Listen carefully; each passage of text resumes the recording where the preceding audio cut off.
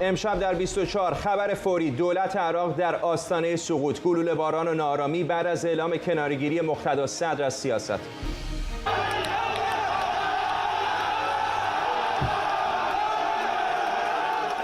یورش هواداران صدر به کاخ ریاست جمهوری و کشته شدن دست کم 12 نفر. تا این لحظه اعلام مقررات منع کامل رفت و آمد در سراسر بغداد. 4 شرط ایران برای توافق احیای برجام. ابراهیم رئیسی گفته بدون حل تمام مسائل پادمانی هیچ توافقی رو با آمریکا امضا نمی‌کنه. رئیس سابق موساد میگه برای مقابله با برنامه هسته‌ای جمهوری اسلامی اسرائیل بارها در ایران عملیات موفق داشته.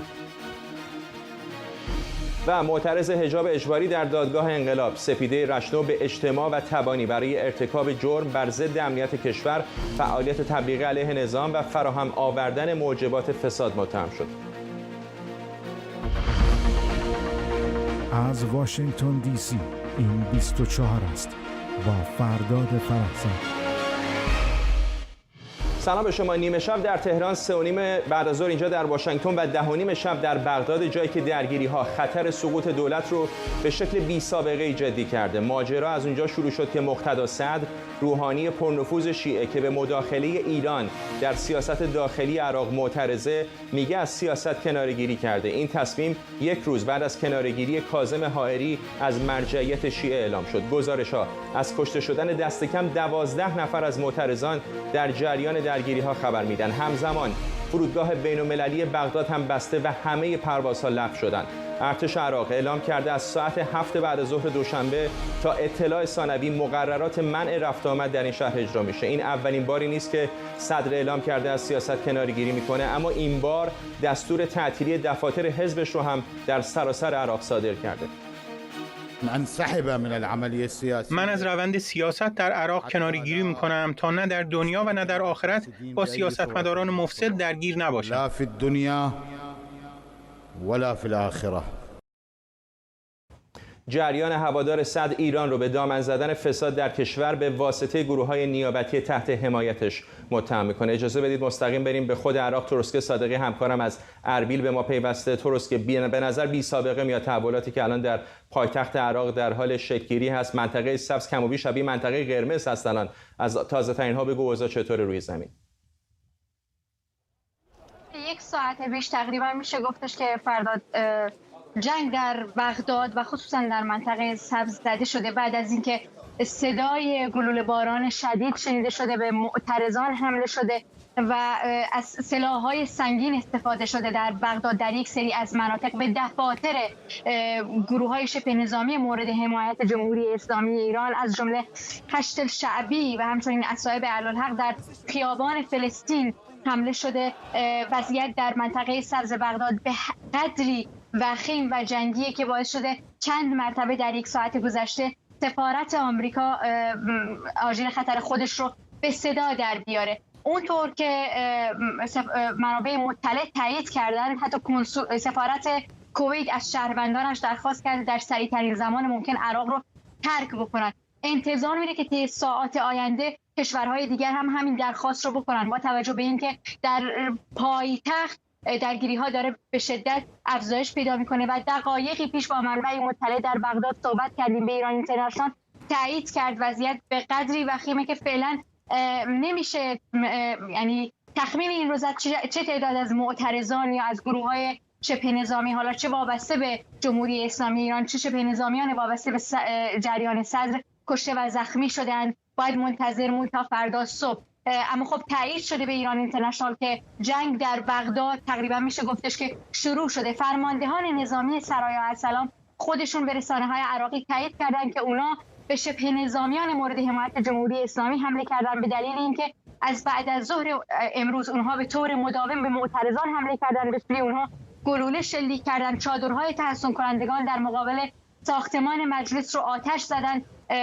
و این باعث شده که اونها هم واکنش نشون بدن. در کنار همه این خبرهایی که در منطقه سبز بغداد هست، همزمان در شهرهای دیگر عراق خصوصا در واسط، در زیقار و در بصره هم تقریبا میشه گفتش که تنش‌ها و درگیری‌ها داره افزایش پیدا میکنه. به دفاتر اصحاب اهل‌الحق که گروه تحت حمایت سپاه پاسداران هستش حمله شده. البته اونها هم به دفاتر سرای ارسلان حمله کردن، ولی خب معترضان کم و بیش از جانب سرای ارسلان، گروه شبه نظامی وابسته به صدر دارن حمایت میشن. خصوصا در بغداد و ویدیوهایی که منتشر شده این رو نشون میده که نیروهای بسیار زیادی از جانب سرای ارسلان دارن به نقاط مختلف بغداد میرن که بتونن از معترضان حمایت بکنن. درست که به نظر میاد که هر لحظه که میگذره شرایط داره بیشتر و بیشتر از کنترل خارج میشه. تا رو خط هستی بگم که همین الان بعضی از رسانه‌های عراقی دارن میگن که یک خمپاره هم در منطقه سبز بغداد منفجر شده و شبکه تلویزیونی العربی هم داره گزارش میده که یک سرباز عراقی هم در همین منطقه سبز کشته شده. اتفاقات این چنینی شاید عراقی‌ها خیلی باهاش آشنا نباشن درست که، اما پیش از برنامه باهات حرف می‌زدم بهم اشاره می‌کردی که به نظر میاد این دفعه یکم متفاوت است با دفعات پیشین. متفاوت هستش از لحاظ اینکه صحنه سیاسی عراق واقعا به دو دسته تقسیم شده و این رو نباید فراموش بکنیم. اکثریت مخالف دخالت‌های جمهوری اسلامی هستند و جمهوری اسلامی به واقع نخواست این رو قبول بکنه که شرایط شاید مثل سالهای قبل نباشه. الان دیگه اکثریت شیعیان، کردها و سنی‌ها مخالف این دخالت‌ها هستند، مخالف تهدیدات گروه‌های مورد حمایت جمهوری اسلامی هستند و این باعث شده که یعنی ما داریم می‌بینیم 11 ماه از انتخابات گذشته، انتخاباتی که مردم درخواستش کردن از 2019 به بعد نزدیک به 600 نفر کشته شدن، 27,000 نفر زخمی شدن. اونها می‌خواستن انتخاباتی برگزار بشه به کسانی که دوست دارن رأی بدن قانون انتخابات عوض بشه و دولتی رو تشکیل بدن که خودشون خواستارش هستن. اما گروه‌های مورد حمایت جمهوری اسلامی حتی این خواسته رو از مردم گرفتن، تمامی جلسات پارلمان رو مختل کردن، اجازه ندادن دولت تشکیل بشه، به سنی‌ها حمله کردن، به اقلیم کردستان حمله کردن.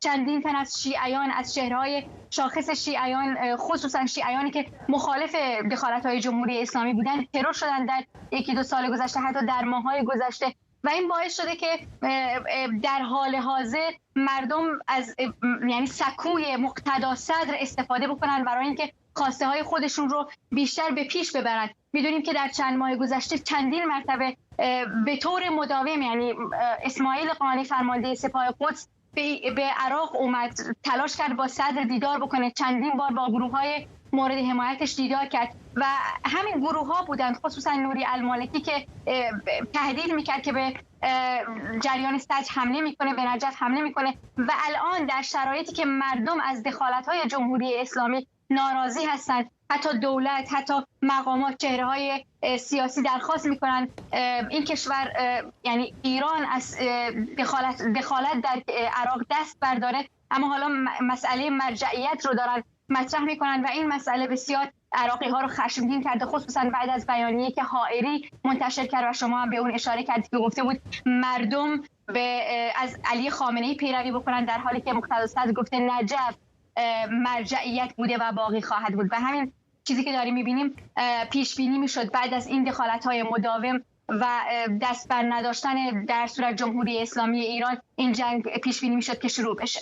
ممنونم از تو ترسکه صادقی، همکارم در اربیل. آماده باش بمون، شرایط در عراق به شدت متشنج است، شاید دوباره به تو برگردیم، اما فعلا از تو ممنونم ترسکه صادقی در اربیل عراق. همین لحظات پیش هم رسانه‌های عراقی به نقل از خبرگزاری رسمی عراق INI گزارش دادن که مقتدا صدر اعلام کرده که تا زمان آرام شدن شرایط دست به اعتصاب غذا میزنه. به دنبال این نارامی‌ها سفارت ایران در عراق از شهروندان ایرانی خواسته که از سفر به شهرهای بغداد، کاظمین و سامرا خودداری کنند. هواداران صدر هم میگن حاضر به ترک خیابان نیستن حتی اگر قراره بمیرن. ما اینجا میمونیم و ادامه میدیم، ما به عقب بر نمیگردیم، ما اینجا خواهیم مرد، ما حاضریم برای رهبرمون بمیریم و چیزی هم برای از دست دادن نداریم. هواداران مقتدا صدر معتقدند حضور دائم ایران در امور داخلی عراق منجر به بروز یکی از سخت‌ترین بحران‌های سیاسی این کشور در طول 20 سال گذشته شده. جابر رجبی، فعال سیاسی و تحلیلگر سیاسی، و همینطور شکریا برادوست، پژوهشگر امنیت بین‌المللی، اینجا در استودیو ما را همراهی می‌کنند. با خانم برادوست شروع می‌کنم. خانم برادوست، آیا در آستانه جنگ داخلی هستیم؟ خب اینجا به نظر ما دو تا گزینه داریم. اینجا الان توپ در میدان سیستانیه، یا سیستانی میاد دخالت میکنه و راه رو از جنگ شیعه در راه خواهد گرفت، یا ما شاهد یک جنگ خواهیم شد. این راه دیگه وجود نداره، چون که قبلا هم گفته بودم ولی اون وزن سیاسی رو داره واقعا سیستانی الان. اینجا جای شک و گمانه که چرا سیستانی تا الان ساکت بوده، ولی وزن سیاسی رو داره. فراموش نکنیم در مراجع شیعه قوی ترینش که میدونیم سیستانی، شیرازی، خامنه‌ای، سیستانی قدرتمندتر از هر دو تاشونه. و اگه سیستانی با شیرازی یعنی کربلا و نجف با هم همراه بشن، یکی از به نظرم همون دلایلی هم که ایران نذاشته هیچ وقت عراق اون عراق قوی باشه، چون که اگه عراق یک کشوری که اکثریت شیعه با تمام محافل شیعه مهم در عراق هستن، کربلا و نجف، با این اگه عراق قوی باشه میتونه بشه رقیب خیلی از نظر مذهبی ایدئولوژی رقیب خیلی خطرناکی برای ایران. برای همین مراجع هم که سیستانی و شیرازی هستن، اینا مخالف مطلق ولایت فقیه هستن و هیچ وقت حاضر نیستن که چنین سیاستی در عراق، همون چیزی که سیستانی هم در اول تشکیل قانون اساسی در عراق همون بهش میگن عربی دستور در 2005 سیستانی کسی بود که مخالفت کرد که ولایت فقیه یا دین مذهب با سیاست قاطی بشه. برای همین اگه این دوتا الان وارد میدان بشن شاید جلوی جنگو بگیرن، ولی الان چیزی که هست وقتی ما میدونیم تو امنیت وقتی که شما مردم موبیلایز میکنی، میری تو خیابون نگهشون میداری و با اون حجم اعتراضات و اون خشمی که هست بعضی وقتا خارج از کنترل میشه. همین الان اون کشته هایی که در داخل بغداد میبینیم این باعث میشه که این جنگ وسیع بشه و ممکنه درگیری های صورت بگیره که از اون کنترل خود صدرم خارج بشه. و اینا تازه گزارش‌هایی هست که فعلا به دست ما رسیده، یعنی شرایطی که تصاویری که داره از بغداد منتشر میشه من تعجب نخواهم کرد اگر تعداد کشته در ساعت‌های پیش رو بیشتر بشه. آقای رجبی ممنون که دعوت ما رو پذیرفتید. یه تصویری به ما بدید از رابطه مقتدا صدر با ایران. دشمن همدیگه هستن، شریک قدیمی بودن، کجا ایستادن الان دو طرف؟ سلام خدمت شما و همه مردم ایران. این خیلی نکته مهمیه که مغفول مانده و خیلی در مورد اون بحث نمیشه.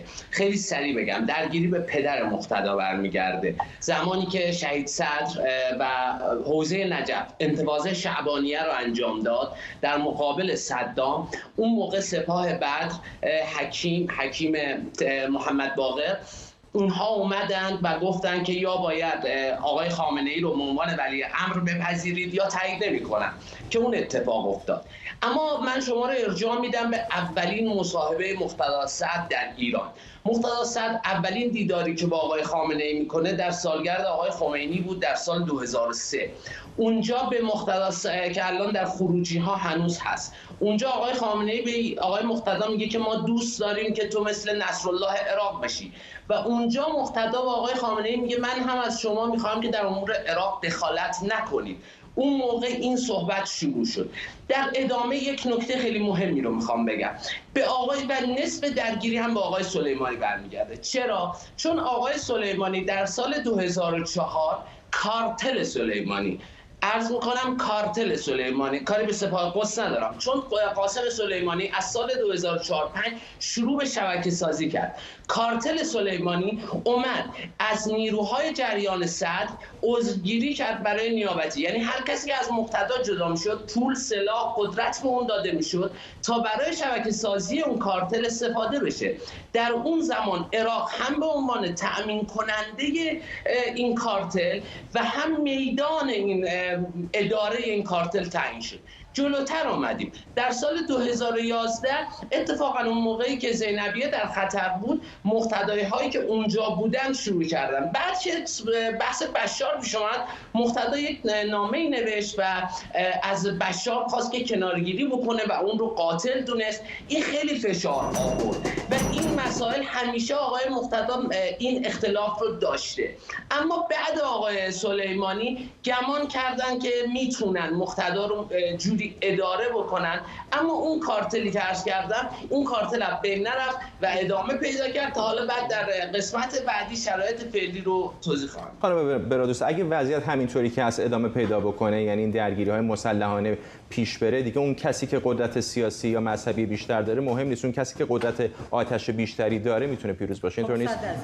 که الان فراموش نکنیم ما فقط در مورد صدریا صحبت نمی‌کنیم، ما در مورد تشرینی هم صحبت می‌کنیم، کسایی که 2019 به اعتراض به وضعیت الان عراق اومدن رو خیابون و کشتی خیلی زیادی دارن. من دقیقاً شماره‌اش یادم نمیاد ولی بیشتر 300 نفر بودن، آماری که تا یا جایی که یادمه بیشتر 300 نفر رو کشتن اون موقع و الان صدر سوار اون موج خشم‌ها شو به نظر من. برای همینم هست که الان می‌بینیم انقدر اعتماد به نفس داره که چنین حرکاتی رو سیاسی رو انجام میده. این اعتصاب غذاشو چطوری خب این همون حرکاتی که از صدر میشه به نظر من انتظار داشت. می‌بینیم صدر خیلی از مواقع سیاسی رو میاد قهر میکنه، از سیاست عراق خارج میشه، دوباره میاد گروه‌ها طبق همون انتخابات قبلی هم که اکتبر هم داشتیم قهر کرد، ولی گروه‌ها اومدن امضا کردن خواسته از صدر خواستن که برگرده به میدان انتخاباتی و اون بود که برگشت به میدان انتخاباتی. ولی شکستی که به نظرم اشتباهی که اینجا صدر انجام داد الان داره اون اشتباه میخواد جای اون اشتباهو پر کنه. همین که تمام استعفای تمام اندامان مجلسش اشتباه بود، ولی در مقابل اشتباه صدر گروه هماهنگی هم اشتباهی کرد. وقتی صدر این فرصت رو به اونا داد که میتونستن خوب استفاده کنن، ولی اومدن یک کاندید رو گذاشتن. اون کاندید یک کاندیدی بود که جزء کسانی بود که فاسد بود از نظر چه اداری و چه اقتصادی و همون محمد شیعی رو گذاشتن اونجا، شیعه سودانی رو. وقتی اینا هم اصرار کردن، یعنی تقصیرها رو از یه طرف میدونید انقدر وقایعی که الان عراق اتفاق افتاده بعد این انتخابات انقدر سریعا اتفاق میفته که واقعا دقیقاً یه طرف بار سنگین یا منافع به دست اونا میفته، کارت نمیتونن بازی کنن، دوباره میاد قمار به طرف مقابل میرسه، اونم نمیتونه کارتش رو بازی کنه و میبینیم که الان به این مرحله رسیدیم به خاطر اینکه هر دو طرف نمیتونن بازی کنن.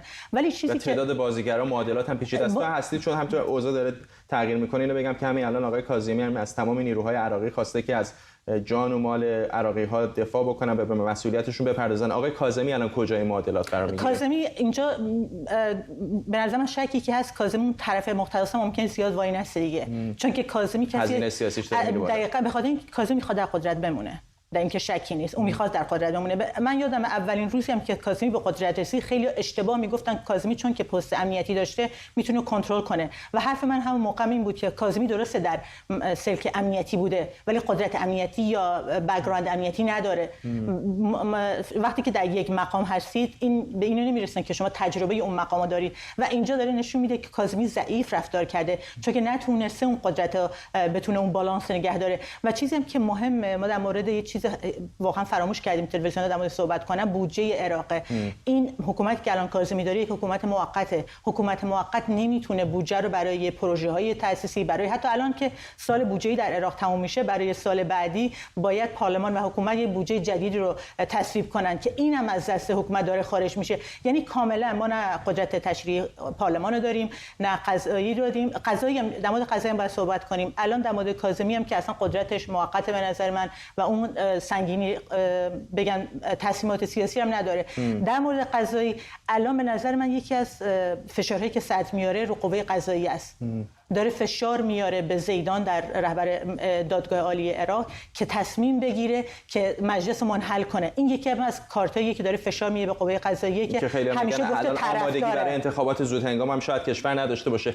فرصت کم از آقای رجبی میخوام اینو ازتون بپرسم، به نظر میاد همه اینها به شکلی مرتبط میشه با اعلام کناره‌گیری آقای حائری از مرجعیت و اینکه از طرفدارانش خواسته که آقای خامنه‌ای رو مقلدش تقلید بکنن ازش. فکر میکنید که این چقدر تأثیر گذاشته در شرایطی که الان در بغداد میبینیم و اینکه مقتدا صدر احتمالاً چه برداشتی از این کناره‌گیری و درخواست او برای اینکه پیروانش برن دنبال خامنه‌ای میکنه؟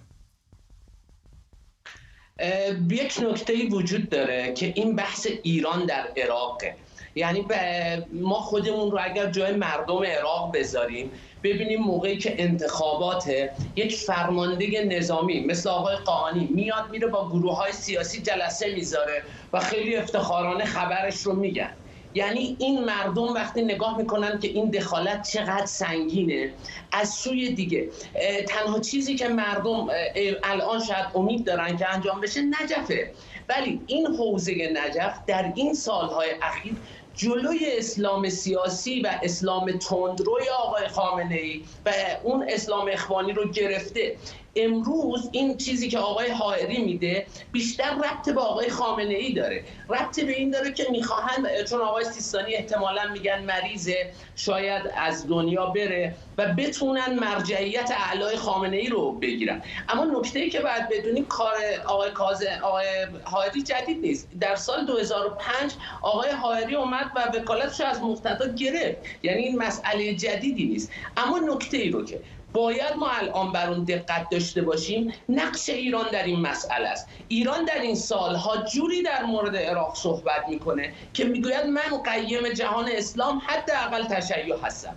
امروز قسمتی از مردم عراق که حالا چون مقتدا وارد قصه شده در پشت سر مقتدا ایستادن، میگن ما هم برای خودمون هویتی داریم، تو نمیتونی برای ما مشخص بکنی. اما آقای حائری که در سالهای اخیر آلزایمر شدید داشته و هیچ گونه جلسه‌ای نداشته، میاد و این بیانیه رو میده و مقتدا هم تو نامه خودش میگه من مطمئنم که آقای حائری تحت فشار این مطلب رو گفته. اما در شرایطی که الان بحث جانشینی آقای خامنه‌ای مطرحه، در بحث این وجود داره، من فکر نمی‌کنم دلیل این پیام مقتدا بوده، دلیل گروه‌های دیگه بودن. دلیل این بوده که جمهوری اسلامی احساس میکنه که خرج کرده برای اونها، دارن دستش میرن. وقتی که حکیم به عربستان رفت، عربستان سعودی رفت، گروه‌های دیگه مسابقه میذارن برای دور شدن از ایران، حائری میاد این بیانیه رو بده که بتونه اونها رو نگه داره. و الا که صدری‌ها که هیچ وقت طرفدار حائری نبودن و حائری هم اون رو گرفته. اما امشب در چیزهایی که ما شاهد اون هستیم، حداقل ایران میتوانست که بیانیه‌ای بده و عدم دخالت خودش رو مشخص بکنه. اما در این سالها با در نظر گرفتن جایگاه مردمی عراق، مقتدا صد حداقل چند میلیون طرفدار داره، همیشه اون رو در نظر نگرفته و چون اون قائل به یک حکومت تکنوکرات، ما میدونیم که در دوره قبلی انتخابات با حزب شیوعی ائتلاف کرد و در این دوره با تشرینی ها، چون جمهوری اسلامی این رو میبینه، میآید و در اون بخش ماجرا سرمایه گذاری میکنه و علنا یک طرف رو میگیره. اتفاقات و درگیری های همین امشب هم مسببش همینه.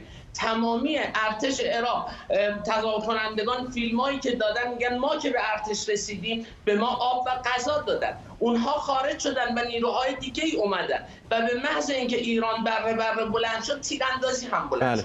آقای رجبی، بحث طولانی است، میدونم که ادامه دار هم خواهد بود، منتها فرصت ما محدود است. ممنونم از شما جابر رجبی و اینجا در استودیو شکریا برادوست. میدونم که احتمالاً این بحث در روزهای پیش رو هم ادامه خواهد داشت. ممنونم از هر دوی شما که دعوت ما رو پذیرفتید. همین لحظاتی پیش هم سازمان ملل متحد از دولت عراق خواسته تا شرایط رو در این کشور امن بکنه و از همه طرفین درگیر خواسته که از خشونت بپرهیزند.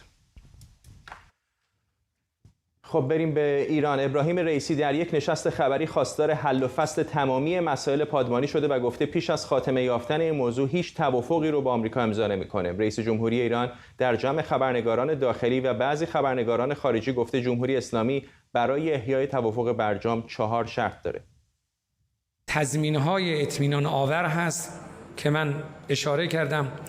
دوم عرض کردم راستی آزمایی عینی و عملی نسبت به رفع تحریم ها. سوم عرض کردم که رفع تحریم ها به صورت معنادار و پایدار که باید صورت بگیره، این جزء مواردی است که پیگیری میشه. و چهارم بسته شدن ادعاهای سیاسی در رابطه با پادمان. پیش از این گفته‌های ابراهیم رئیسی، شورای عالی امنیت ملی ایران گفته بود بررسی پاسخ آمریکا به خواسته‌های تهران تا پایان هفته طول میکشه. امین سوفیامر، کارشناس روابط بین‌الملل از بلومینگتون با ماست. آقای سوفیامر، اگر حرفای آقای رئیسی رو درست متوجه شده باشم، به نظر نمیاد که به این زودی‌ها، یعنی تا آخر هفته احتمالاً اعلام توافق رو رسما اعلام بکنن، احتمالاً میخوره به مجمع عمومی، اینطور نیست؟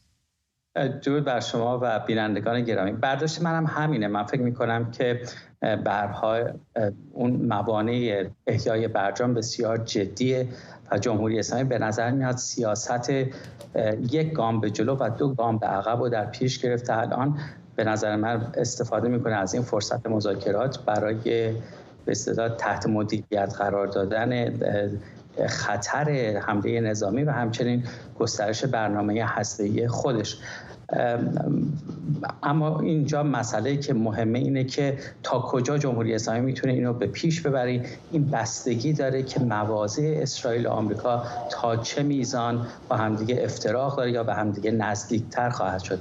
به نظر میاد با توجه به فشارهای اسرائیل و عدم تمکین جمهوری اسلامی به حصول توافق، احتمال داره که مواضع این 2 کشور به همدیگه روز به روز نزدیکتر بشه و من فکر نمی‌کنم که جمهوری اسلامی در آینده نزدیک تن به این توافق بده. آقای سوفیامر، در خود اسرائیل هم به نظر یک همصدایی وجود نداره، خیلی ملایم، ولی به نظر میاد از توییت هایی که مثلا آقای گنتس میکنه به نظر میاد که یک اختلافاتی هم در داخل خود حکومت اسرائیل هم وجود داره که آیا این توافق رو به شکل فعلیش بپذیرند، نپذیرند، چه بکنن باش. درسته و این برمیگرده به نظر من به استراتژی کلان جمهوری اسلامی. یکی از اهداف پیشبرد برنامه هسته‌ای جمهوری اسلامی این بوده که غرب و یا اسرائیل را درگیر جبهه هسته‌ای بکنه که با امتیاز دادن در جبهه هسته‌ای بتونه نبرد خودش رو در جبهه‌های دیگه غیر هسته‌ای، منطقه‌ای، موشکی، تروریسم اینا فعال کنه و به پیش ببره. به نظر میاد که الان بخشی از سیاستمداران اسرائیل به برجام به عنوان یک شر ضروری نگاه میکنن که دست کم یک فرصتی به اسرائیل میده که بتونه توان تسلیحاتی و عملیاتی و اطلاعاتی خودش رو تقویت کنه تا رئیس جمهور آتی آمریکا بر سر کار بیاد. شاید در اون شرایط وضعیت تغییر بکنه.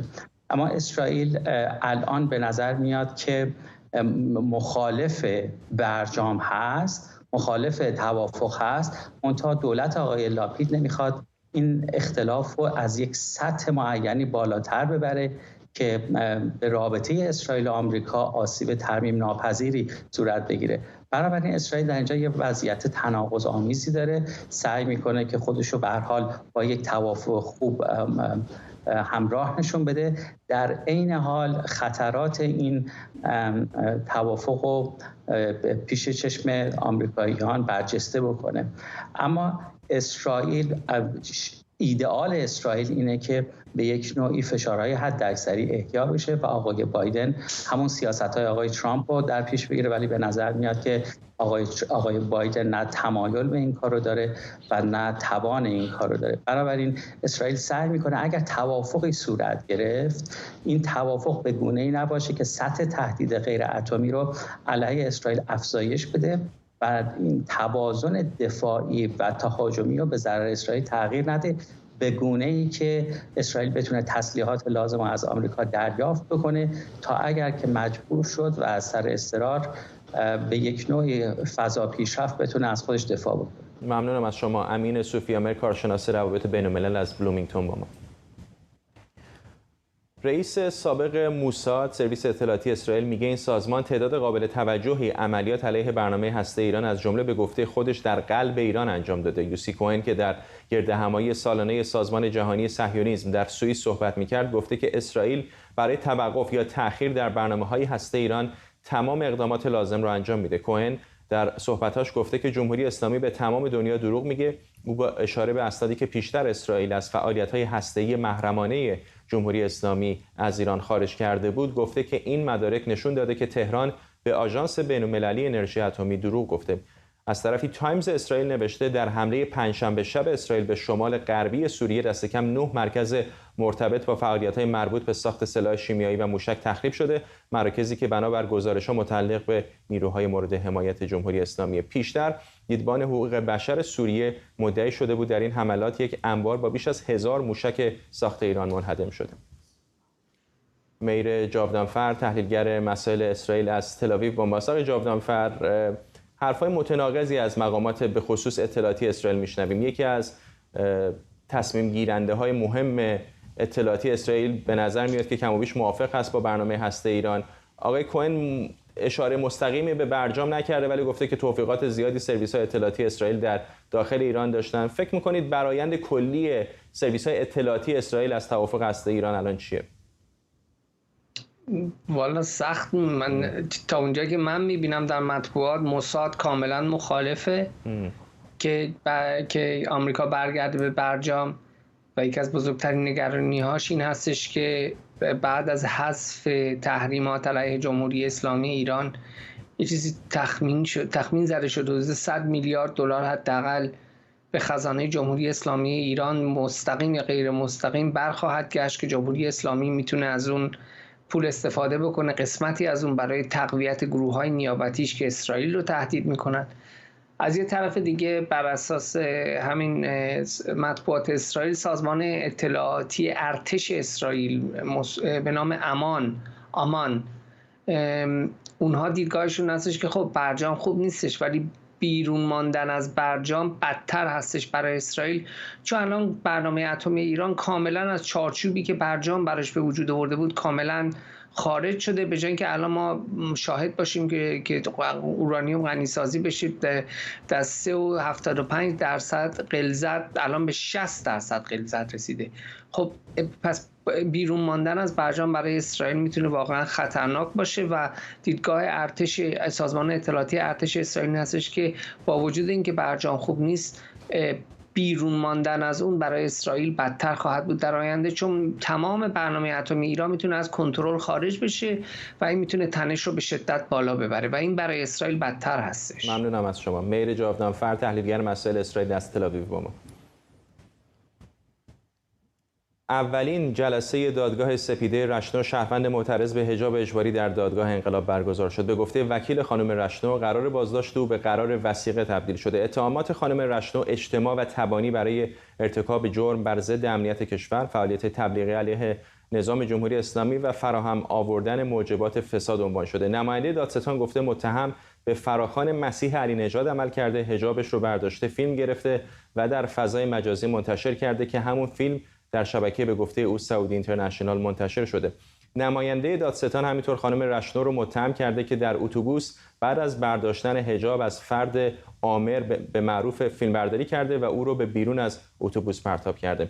بعد از انتشار اعترافات اجباری خانم رشنو از تلویزیون حکومتی ایران، هرانا خبر داد که او با تعداد زیادی مأمور به بیمارستان طالقانی تهران منتقل شده تا به دلیل خطر خونریزی داخلی ناشی از ضربه در شکم از او عکسبرداری بشه.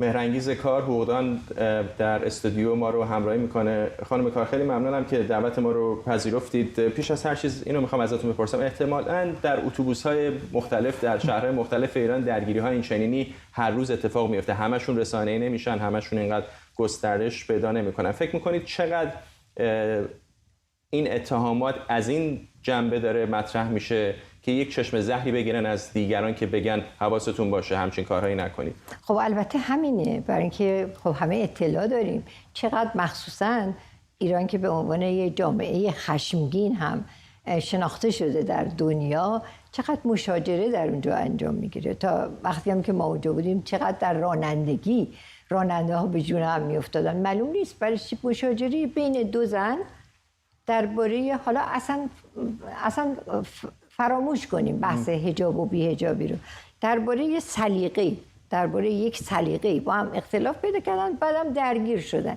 خب این چه تبعاتی رو باید داشته باشه؟ تبعاتش اینه که مثل مردایی که با هم دعوا میکنن، فرض بفرمایید اگر خیلی هم بالا گرفته یا منجر شده به اینکه کسانی هم ناراحت بشن در اتوبوس، این دو نفر رو ببرن کلانترین دو نفر از هم معذرت بخوان و همدیگر رو ببوسن. یا اگر ضرب و شتم می‌شده به کسی، به یکی از این افراد، خب قانون خودتون گذروندین، دیه است. بله. یه مبلغی میدن و تمام میشه. اما این عظمت دادن به مجادله به نظر من نشانه، حالا غیر از ارعاب، واقعا خود بعضی از این مقامات گفته بودن چند وقت پیش که براندازی جمهوری اسلامی رو باید نگاه کرد به ظرفیتی که زنان برای این براندازی دارن و میشه فکر کرد که بسیار ترسیدن. نمیگم که حالا زنان لشکرکشی میکنن، منظور من این نیست. اگر میگم ترسیدن از اینکه این مقاومت زنان یکی بشه دوتا برابر حجاب اجباری همینطور بشه، هم دیگران ازش تقلید بکنن و مردم بگن خب حالا ما میریم دنبال اون چیزای عامیانه، چه مردی بود که از زنی کم بود و را بیفتن و اعتراضاتشون رو با شجاعت بیشتری. ولی حتی از خود منظر حکومت هم اقدامات این چنینی چاقوی دولبه نیست. برای اینکه ببینید همین الان من و شما نشستیم داریم در موردش حرف میزنیم در یک برنامه تلویزیونی، اگر کاری نمیکردن، فقط دو نفر با هم دعوای عادی داشتن، شاید داستان تمام میشد و میرفت. خب بله، ولی منافع اونا در اینه که این کارا رو بکنن. یعنی اینا معمولا خودشیرینی میکنن برای یه مقام‌های برتری. خودشیرینی میکنن که ما داریم ارزش‌های انقلاب رو حفظ میکنیم، ارزش‌های اسلام رو حفظ میکنیم و اصلا به سپاه چه ارتباطی داشته این دعوای دوتا زن؟